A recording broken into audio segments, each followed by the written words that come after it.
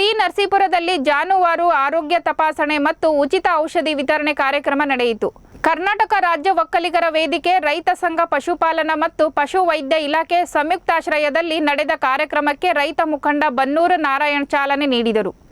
ಇನ್ನು ಈ ಸಂದರ್ಭದಲ್ಲಿ ಮಾತನಾಡಿದ ರೈತ ಮುಖಂಡ ಬನ್ನೂರು ನಾರಾಯಣ್, ಜನಗಳಿಗೆ ಯಾವ ರೀತಿ ಆರೋಗ್ಯದ ಶಿಬಿರ ನಡೆಸುತ್ತೇವೋ ಅದೇ ರೀತಿ ಜಾನುವಾರುಗಳ ಆರೋಗ್ಯ ತಪಾಸಣೆಯನ್ನು ಆಯೋಜನೆ ಮಾಡಿದ್ದೇವೆ. ಇಂತಹ ಶಿಬಿರಗಳಿಂದ ಹೈನುಗಾರಿಕೆ ಮಾಡುವವರಿಗೆ ತುಂಬಾ ಉಪಯೋಗವಾಗಲಿದೆ. ಸರ್ಕಾರದ ವತಿಯಿಂದ ಗ್ರಾಮೀಣ ಭಾಗಗಳಲ್ಲಿ ಇಂತಹ ಕಾರ್ಯಕ್ರಮಗಳನ್ನು ಮಾಡಿದರೆ ರೈತರು ಹೈನುಗಾರಿಕೆ ಉದ್ಯಮದ ಬಗ್ಗೆ ಹೆಚ್ಚು ಆಸಕ್ತಿ ತೋರುತ್ತಾರೆ ಎಂದರು.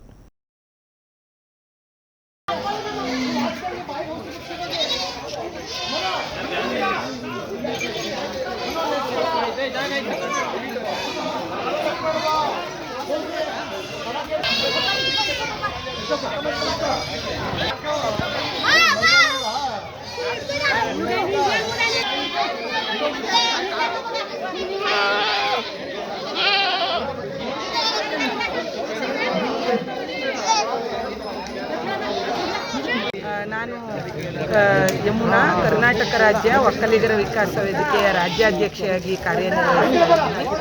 ನಮ್ಮ ಸಂಸ್ಥೆ ಸುಮಾರು 12 ವರ್ಷಗಳಿಂದ ನಿರಂತರವಾಗಿ ರಾಜ್ಯದ ಹಲವಾರು ಕಡೆ ಬೇರೆ ಬೇರೆ ರೀತಿಯ ಕಾರ್ಯಕ್ರಮಗಳನ್ನ ಸಮಾಜಮುಖಿಯಾಗಿ ಮಾಡ್ಕೊಂಡು ಬರ್ತಾ ಇದ್ವಿ.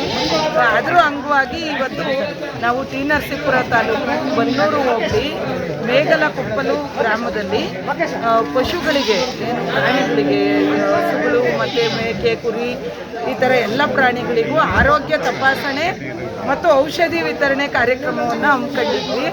ನಮ್ಮ ಕಾರ್ಯಕ್ರಮಕ್ಕೆ ಏನು ರೈತ ಸಂಘ, ಮೂಲ ಸಂಘಟನೆಯ ರೈತ ಸಂಘ ಮತ್ತು ಪಶುಪಾಲನಾ ಇಲಾಖೆ ಮತ್ತು ಹಾಲು ಉತ್ಪಾದಕರ ಸಹಕಾರ ಸಂಘ, ಹೀಗೆ ಎಲ್ಲರೂ ಸಹಕಾರ ಮಾಡಿ ತುಂಬ ಯಶಸ್ವಿಯಾಗಿ ಕಾರ್ಯಕ್ರಮ ನಡೀತಾ ಇದೆ.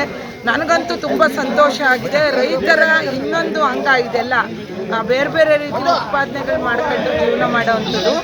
ಅದರಲ್ಲಿ ಈ ಭಾಗದಲ್ಲಿ, ಈ ಊರು ಮತ್ತು ಬನ್ನೂರು ಭಾಗದಲ್ಲಿ ನಮಗೆ ತುಂಬ ಸಂತೋಷ ಆಯಿತು. ಇಲ್ಲಿ ಒಂದು ಗ್ರಾಮದಲ್ಲೇ ಒಂದು 200-300 ರಾಸುಗಳು ಇರೋವಂಥದ್ದು ಮತ್ತು ಮೇಕೆ, ಕುರಿಗಳು ಇರೋವಂಥದ್ದು, ಅವಕ್ಕೆಲ್ಲ ಇವತ್ತು ತುಂಬ ಉಪಯೋಗ ಆಗಿದೆ ಅಂತೇಳಿ ಅಂದ್ಕೊಂಡಿದ್ದೀನಿ.